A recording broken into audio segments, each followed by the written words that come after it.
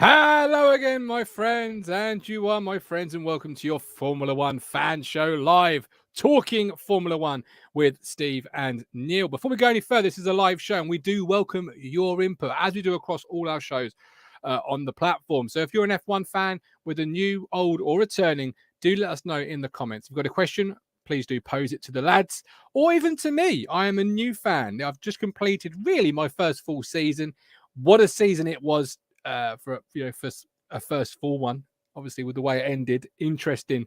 Still getting over that. Still can't quite get over that. But maybe you're like me, or maybe you're watching this back or watching it live and you're thinking, oh no, I've got to go. I can't watch it on YouTube. Well, never fear, because you can take us with you. We are on podcast platforms. Just search Talking F1, and we should come up. If not, look for the artwork. We've got Josh Russell, who's a new member, YouTube member to the platform. Welcome, Josh. Harry SC, good evening, Harry. I hope you are well. Right, those are the bits and bobs we've just mentioned. We have the wheel in play today. We have 4 topics on the wheel for the lads to sort of get involved with and really debate out of. There's been this. Has there been any news regarding Hamilton and coming back into the sport or staying with the sport? I'll get Steve's view on that one. In fact, let's go ahead and bring in our official host of the show. You know him as Stephen Thomson. I know him as the aficionado, the legend, the beast of F1.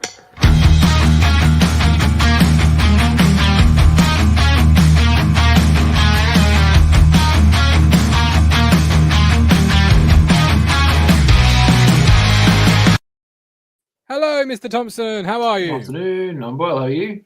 I'm not too bad. So, what is the latest with Hamilton? Is he in? Is he out? Is he undecided still? What's the situation? Do we know any more?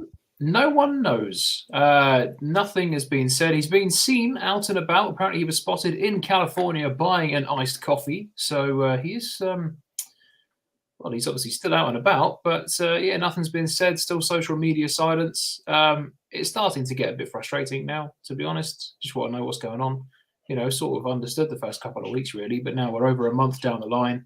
We are. And still no one is any the wiser, really. So why ask? It's time's a ticking. Time is a ticking. You know, we need to know. We've got go on. So he's going to be on the grid for 2022. They've already confirmed he's going to be at Mercedes car launch. With that's Toto, a good sign. That's a good step. Which is a good sign. He's obviously going to be on the grid for 2022, but it's just this sort of stringing along, really. Yeah. Why do you think we're in this stringing along limbo situation? Because he's not, from the outside looking in, for a fan who's just completed his first full season, I said at the top of the show, he's not old like you would think. Oh my days, he's literally any year could be his last. But we're in that sort of to and fro. Why? I don't know. I mean, I sort of understood it at the first, because he was obviously disillusioned with Formula One, and obviously how the season ended was very, very controversial. And to have your 8th, a world record breaking world championship taken away from you in that manner must have been incredibly heartbreaking and hurtful. We don't know sort of how he was feeling really mentally. So I sort of understand, shutting yourself away for a bit and getting away from it all, because there's going to be so much speculation and conspiracies and everything like that out and about. But, we're quite far down the line now. In the grand scheme of things, 2022 is not far away. We're only a couple of weeks away from the start of the car launches. So, I mean, Adam Lampard, that comment there, if he wasn't coming back, they would have signed someone. Exactly. Yeah. Because, they can't. And they can't just keep stringing everyone along and hanging along, because they're going to run out of time to sign someone. And also, I think they said the results from the inquiry are not going to be published until the first race weekend. So, inquiring results don't start me. I've had a belly full. Adam, for those that are listening on podcast platforms, said if he wasn't coming back, Merck would have signed someone by now. A story that caught my eye, Steve, before we bring in Mr. Positivity, was on the F1.com website. Bottas, Lewis's biggest strength. So Bottas on Hamilton's greatest strength after their 5 years together. Bottas said, for sure, I've developed every year as a driver, but so has Lewis, and it doesn't come automatically. He works for it because he knows that the competition always gets tougher. I've definitely learned many things from him, like driving wise, setup wise, lots of small things here and there. But just it's been impressive. He's been able to still develop and not get too comfortable. Is that what sets the drivers like Hamilton apart from the drivers like Bottas? That every year they just seem to take on another dimension, another gear, and another element. I think so, because Lewis he's 37 now, so he's not a young guy. Oh, really? Wow. With age, he's still a young guy, but in Formula One terms, he's an old man, I mean, Fernando's 40, Kimi was 41. Yeah. And I think Schumacher was early 40s when he came back. But the thing is, with Schumacher and Raikkonen, they proved that they lost something. When they came back to the sport, they were that sort of age, they lost it, or certainly lost that sort of spark, it seemed. Whereas Lewis, even though he's getting older in years, especially, you've got kids on the grid, you've got teenagers on the grid, you've got people in their early 20s. He gets better and he gets quicker every season. It's like everything just spurs him on. He shows no sign of slowing down. That's why it'd be a massive shock if he suddenly stepped away. And while I bring in Mr. Positivity, Harry FC, what do you think of Formula One making COVID vaccines mandatory for all personnel there? You mull that question over there. But for the chat, I've got a question here for you. Bottas, what's his greatest strength as a driver year after year? If he's big on Hamilton, let's now speak about Bottas. Let me know in the comments as we bring in the man, the myth, the always happy, the always positive, Mr. Positivity. Wake up to the, wow. Wake up to the money, turn me right on. You look like you got dressed with no lights on. A Superman that spin like a cyclone. Fit check, spin like a cyclone. Wake up to the money, turn me right on. Yeah, but we're crap. We're not going to dominate any team. Mr. Mowles having his dinner on a Monday night. Wouldn't be Monday, Steve, without Neill having his tea through his intro. How are you? This is the standard. Pretty much. Yeah, I'm not too bad. What are we eating? That's the more important that question, I guess. What are we eating this evening? It's fish and some rice. Fish and some rice. What sort of fish? Cod, haddock. What are we saying? Fish Couldn't cake? tell you. It was from the sea. From that place they call the sea. Or it was a water-living one. Or soon to be dubbed the land of the plastic. Lloyd says Bottas's greatest strength is qualifying. Neill, what do you think? Valtteri Bottas is Valtteri. Thank you. Bottas's greatest strength is as a driver. Coming back another week. Is that the beginning and the end of the Bottas strength? I don't know. I used to like him when he was at Williams. He seemed something, but yeah, I don't know.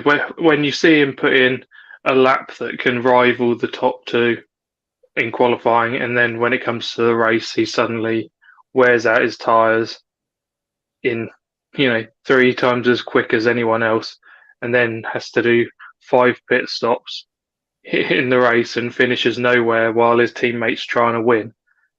What does that tell you?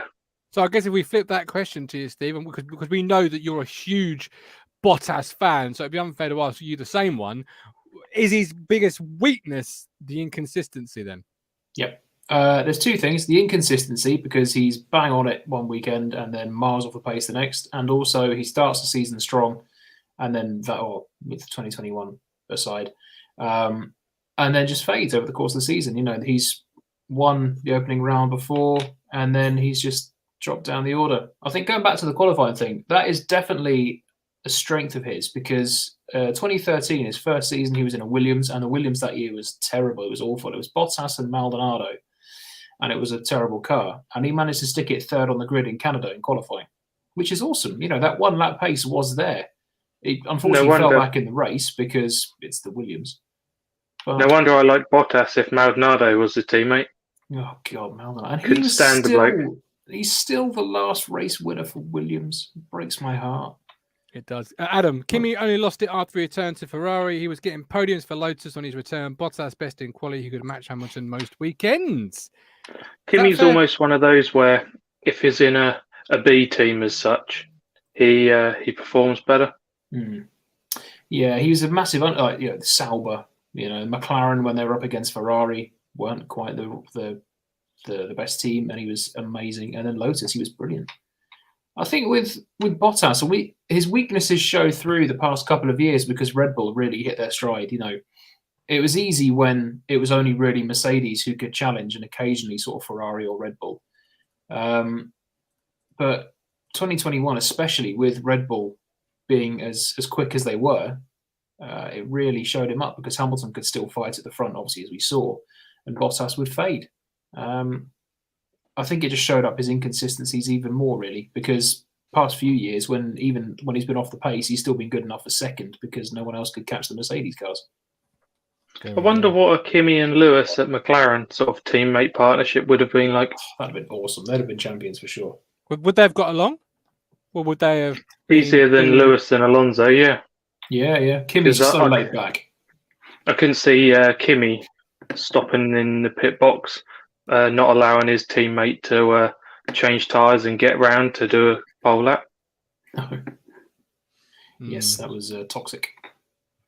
Well, sadly, before my time, but I'm going to take your word for it. The dynamic between the 1 and 2 driver was something we sort of started to explore last week, and we'll explore moving forward. Mine, with one thing you were asking Steve at the start. Yep. I sort of believe that Lewis is coming back. That it's not in doubt. It's almost as if now they're just making a point. There's nothing else to it, really, is there? Something would have been said either way. What point do you feel they're trying to make with it? Well, they've sort of basically already made it, that how they stand on the whole affair, and now they're just, leaving it out there. It's sort of going a bit rotten now, isn't it? But the FIA have made their decision that the verdict's not coming out until pretty much the season's starting. So their hands have been tied. And as for replacing him, I watched something that they were basically thinking De Vries was going to take the spot. Okay. Before we go on to the wheel and the 4 options, I'm going to pose a question to yourself, Neill, based off Formula1.com. There's an article on there with Charles Leclerc where he says what his biggest improvement has been. He asked where he'd improved most in 2021. Leclerc replied, definitely the race management in general. Again, that since early 2020, I started to say it was one of my weaknesses, especially in 19. I had a lot of good qualifying sessions, but in the race, I was struggling a bit more. We were struggling a bit more as a team, but as a driver, I could feel I was struggling more than others. Do you feel Charles is spot on with his self-assessment there? That is his race management that's improved, or would you actually say, I think there's another area you've improved more than that, Charles? And if it is, what would that be? No, I have to agree. It would. He's got one lap pace similar to Bottas. I would say he's got more racecraft than Bottas has. That's something that he sort of rivals in with the likes of Lando and Max and that sort of thing. He's got that racecraft that he can battle well, but it's the whole consistency of how you pan a race out, not use all your chips in one fight. Mm-hmm. Steve, would you go along with that, or would you pinpoint another area maybe for Charles? No, I agree. We know what he can do. I think given the right car, he'll definitely be a championship contender. He just maybe needed to work on that race management. And I think maybe 2020 and 2021 have been a bit of a blessing in disguise really for him, because he was sort of thrust into 2019 with Ferrari having a race-winning car. He won obviously a couple of races back-to-back, which was brilliant. I was so happy for him because I'm quite a big Charles Leclerc fan. But then 2020 and 2021, obviously the Ferrari was not on the pace, especially 2020. So it maybe gave him a chance to step back and work on other sort of parts of his driving, maybe, because he's not going to be able to fight for a win. He's going to be lucky to fight in the points, really, with that car. It was terrible. So it's given him a chance to maybe step back and sort of take stock a little bit. So, okay. Oh, good answers. I love it. I'll try and bring a couple of those to the party every week, particularly if you enjoy them as viewers and if you two enjoy them as contributors. But don't just let the guys here answer it. If you're watching this on a podcast platform, watching us back or watching us live, let us know if you agree with what the lads have said, or if you feel another area where Charles has improved, or where Bottas needs to improve, etc., etc. To the wheel now, and the 4 topics we have got. Car release dates update. Who will finish ahead of who in their teams? Updates being made to Jeddah circuit, and what can we expect from George Russell? For point number 2, can we have some clarification? I think I understand what you both want from this, but is this where we finish? Is this the 1 and 2 drivers in the team? So who's going to finish ahead, Hamilton or Russell? Is it that type of thing we're looking at here? That's what I was thinking. Okay. Yeah. So I've taken 7 teams as opposed to not. No, I'll take 4 teams actually. I'll reduce that down again. I'll bring them to. I'll give them to you one by one, and then you can tell me that when that one comes up. Is that okay? And then we'll do the same the week after. Mm-hmm. Yep. Perfect. Here we go. So I've just shuffled them up, and let's spin the wheel. What a tune! Another freebie? Yes. Car release update. Right, where are we on our releases date update? Steve. I think we had another 1 or 2 the past week, I believe. Mercedes, I can't remember if they released theirs this week or last week before the last show. We're basically just now waiting for 4 more teams to let us know their release dates. Alfa Romeo, Red Bull, Haas and Williams. As it stands, Aston Martin are the first team who are going to be on February the 10th, so not too long now. McLaren, February the 11th. AlphaTauri, Valentine's Day, the 14th. So that's what I'll be doing on Valentine's Day. Apologies to the missus in advance. February the 17th, Ferrari. 18th, Mercedes. And 21, El Plan with Alpine. So just the other 4 to go now. Okay. There's some excitement. Some excitement brewing. I'm really excited. I really want to see obviously the Williams for the first one, and I do want to see the McLaren as well, and the Ferrari, because it's going to have Santander sponsorship instead of that stupid Mission Win Now thing. Because you're splitting your allegiances this year, aren't you, between Mercedes and Williams? It's a tough choice for me, really, because obviously I'm primarily going to be Williams, and I do like Albon and Latifi.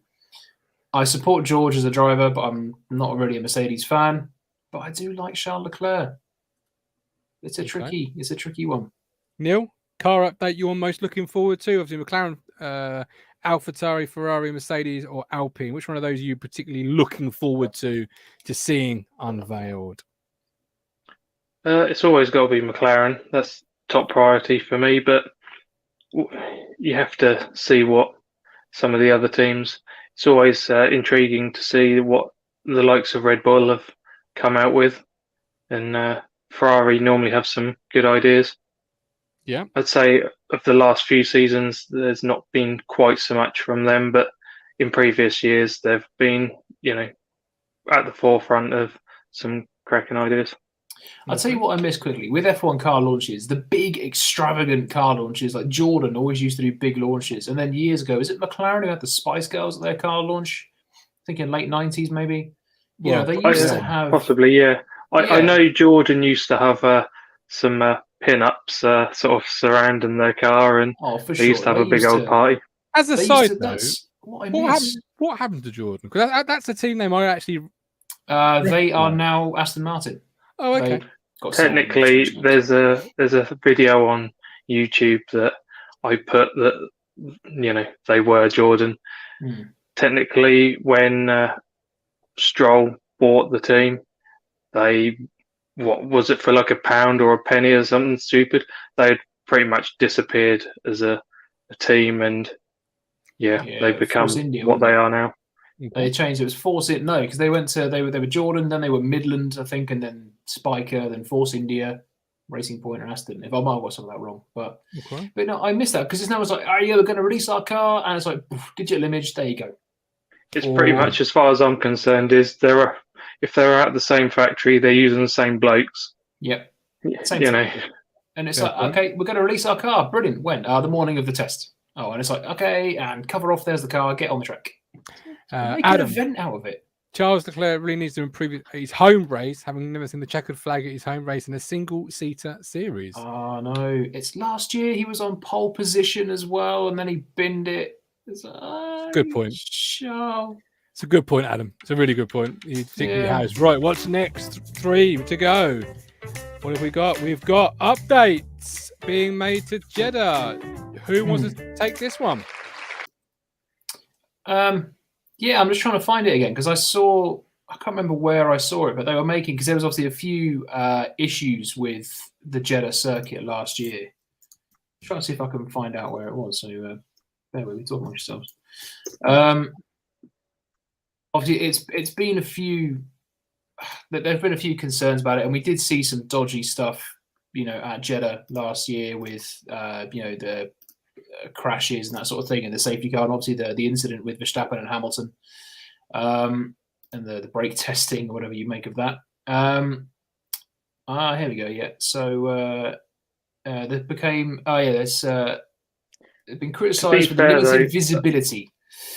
A lot of the incidents that happened, these tracks have been fairly similar through X number of years, and nothing's happened. But as soon as one man comes in aggressively, and the other one doesn't want to, step aside every time, these incidents seem to happen.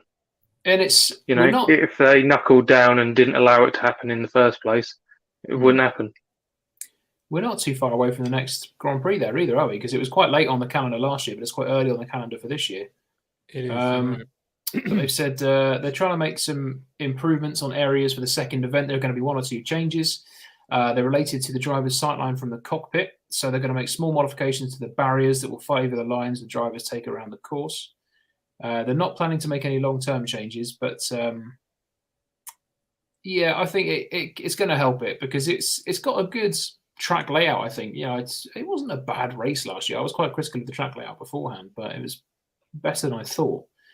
But there were some dodgy crashes there, So, Adam, the cars we see at launch won't look the same as the cars we see at testing, which won't look like the cars we see in FP1 as the teams will be saving the big new innovations they have come up with.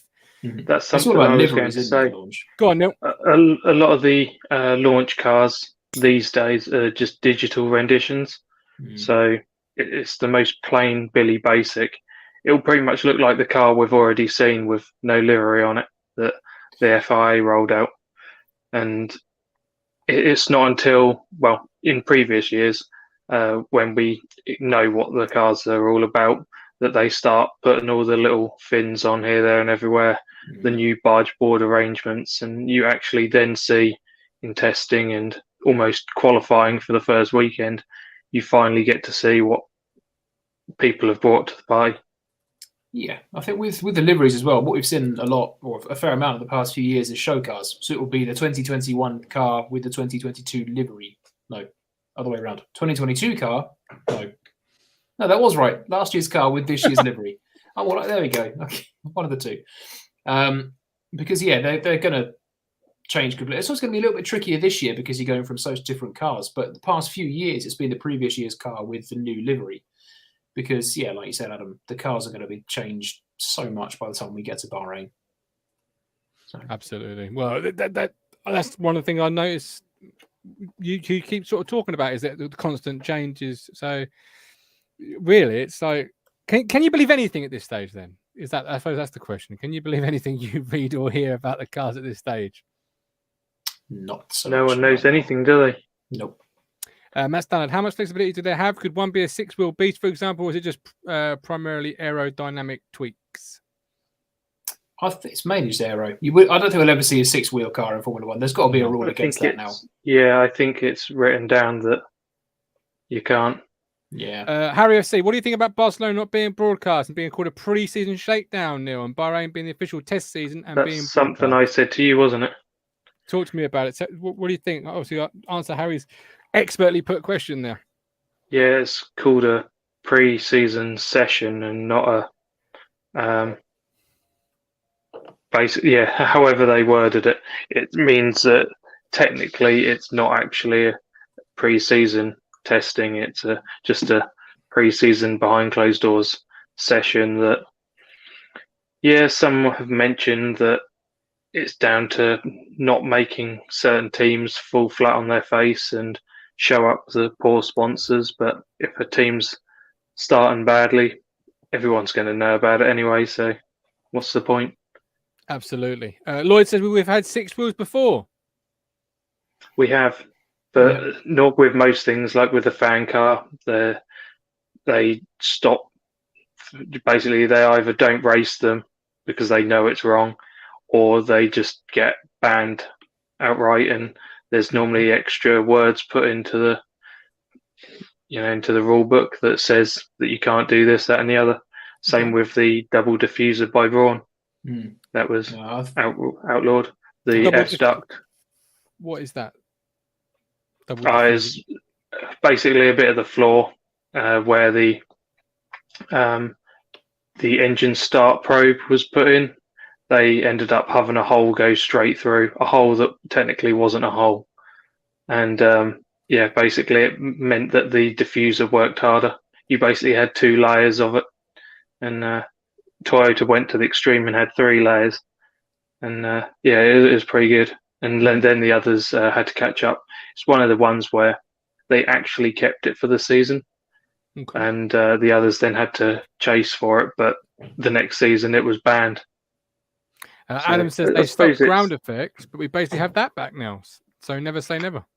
Yeah, they decided that ground effect is technically better than what F1's found itself in some silly scenarios. It's even more of late where in 2009 they changed the cars. They made them wider, put them on slicks and raised the rear wing and widened the front, and then straight from that they decided these cars weren't quick enough. So then they they were still probably 1.8 meters then, and then they made them to 2 meters. And the fronts are 4 to 6 centimeters wider. The backs were 8 centimeters wider. They lowered the rear wing and they made it so that all the downforce was on the aero fins on the top side. But then that causes a lot of wake issues, and the cars can't follow very well. So the whole thing they were trying to deal with in the first place just got thrown in the bin to get what we've got now. And now they're having to, they've got a team in to try and create a Formula One car that uses the ground effect because it's cleaner, causes less drag and things. So it should be better, but we'll find out. Okay. I've just spun the wheel. I'm going to ask you this question, Neill, not Steve, because I think it'd be futile.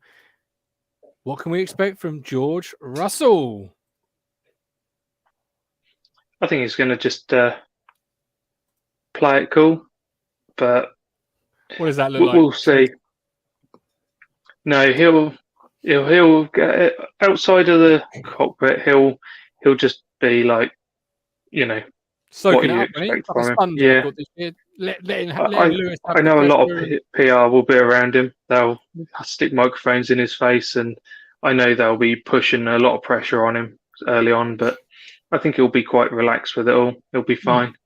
It's then when he gets into the car, I think he'll show what it's all about, and if he does like he did in Bahrain the other season, I think he'll get on fine. Okay. Lloyd says team player, be up there to support Hamilton. Agree with Joe?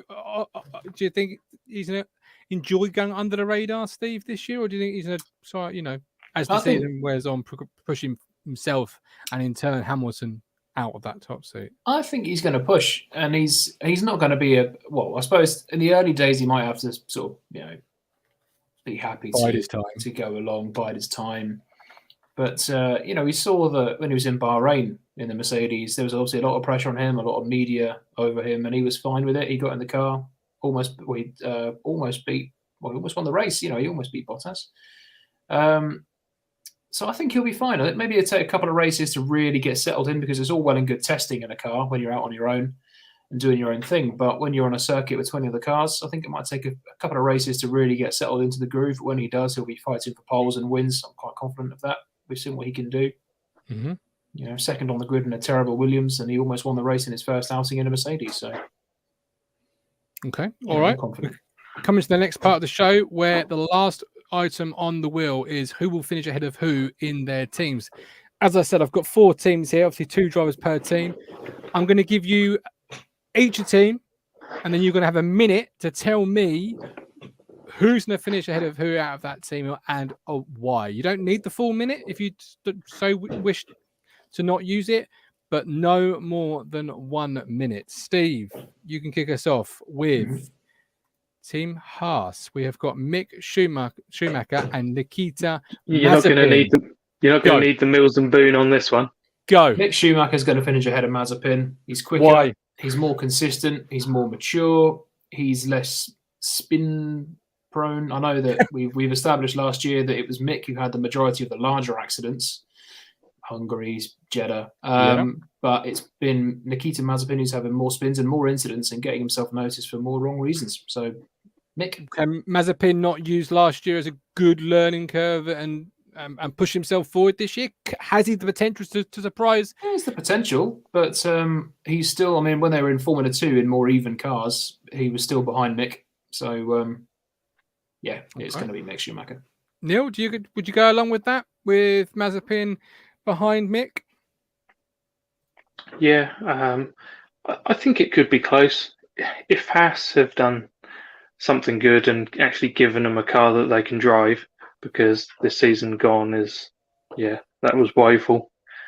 Mazepin went from testing a ex-Mercedes car, thought he could win the championship, and then he got given the Haas and pretty much spun off every week. So, because that Haas was just dreadful.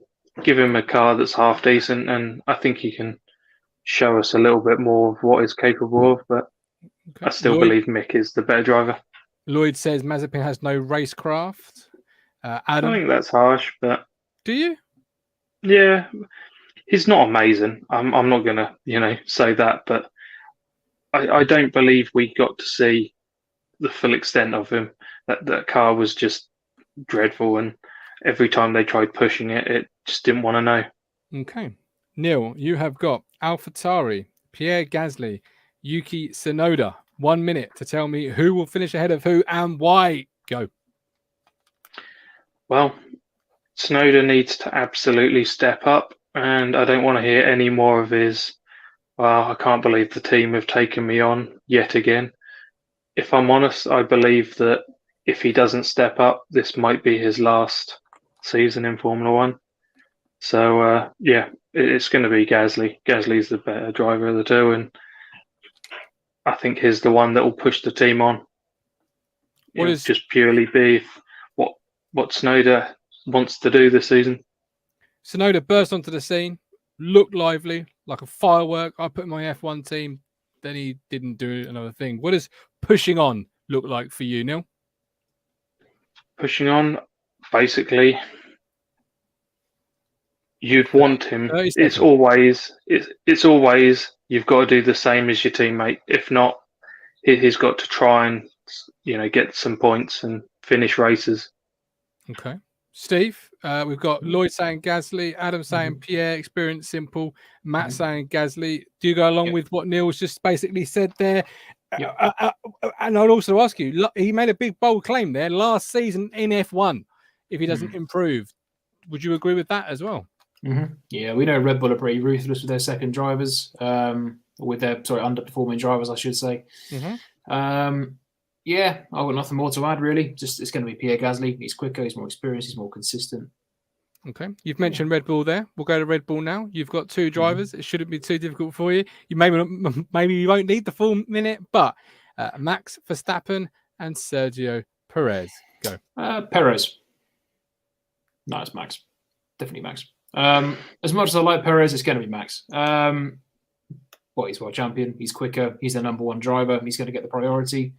He is still a bit petulant and he can still be hot-headed. I think he's still ironing out those issues. I don't know if he'll ever completely iron them out, but it's going to be Verstappen, isn't it, really? What's a good season look like for Perez?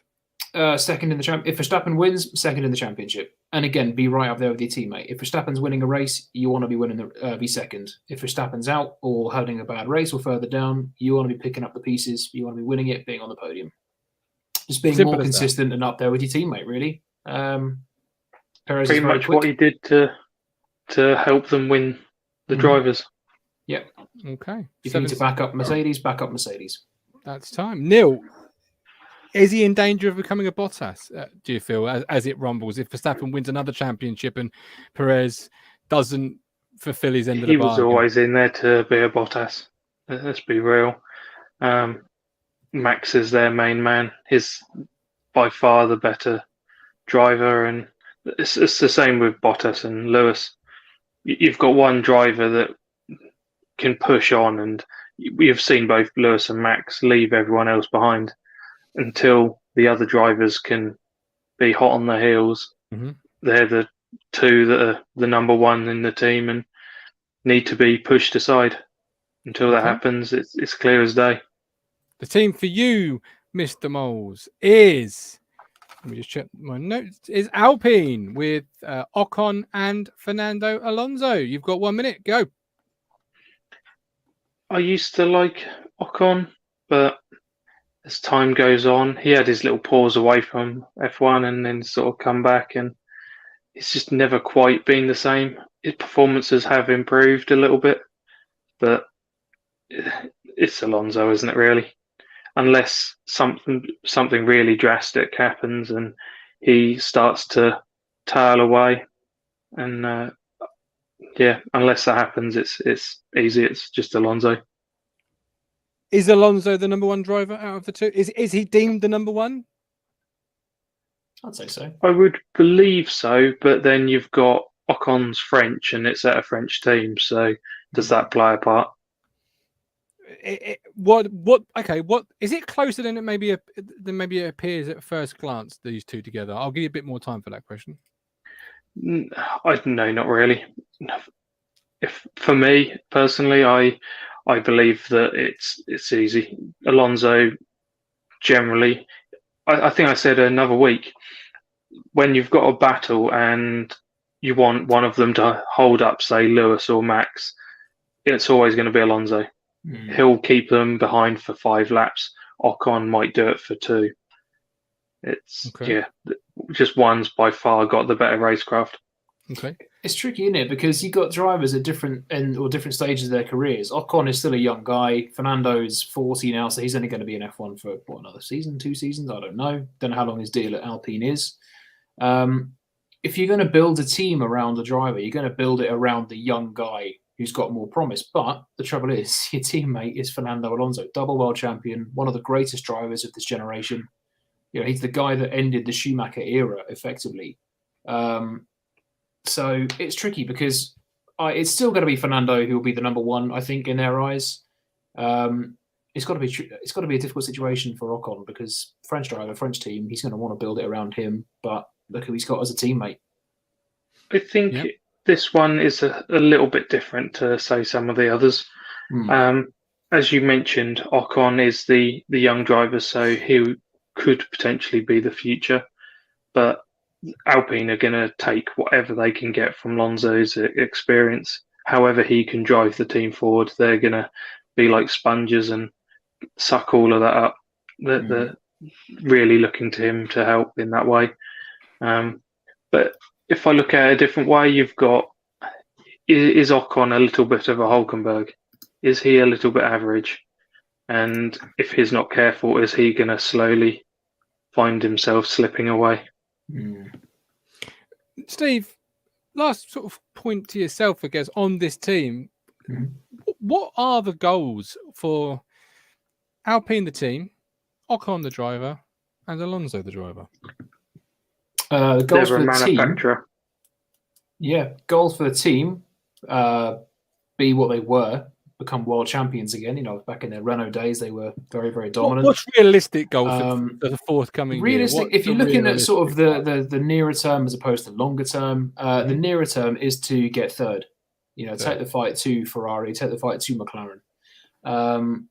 Alonso, whether he's going to get the chance to fight for the title or not, we don't know. We still don't know what Alpine have got up their sleeve for this year. But for him, it's going to be just try and maybe win some more races. I don't know. For Ocon, win races and prove that you have got what it takes to become a world champion in future. To fight for that third position, what do they need from both drivers, Neill, this year? Like, if they're going to really take the fight, as Steve just suggested there, to Ferrari, to McLaren, what's needed from both these drivers?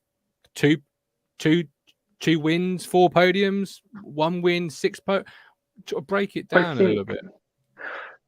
Well, to go slightly on to what Steve had to answer, as far as Renault are concerned, they're only in this to win. And they ended up changing their name to Alpine purely because Renault had failed, and this gives them a little bit of a cushion to fall back on to try and do a rise again.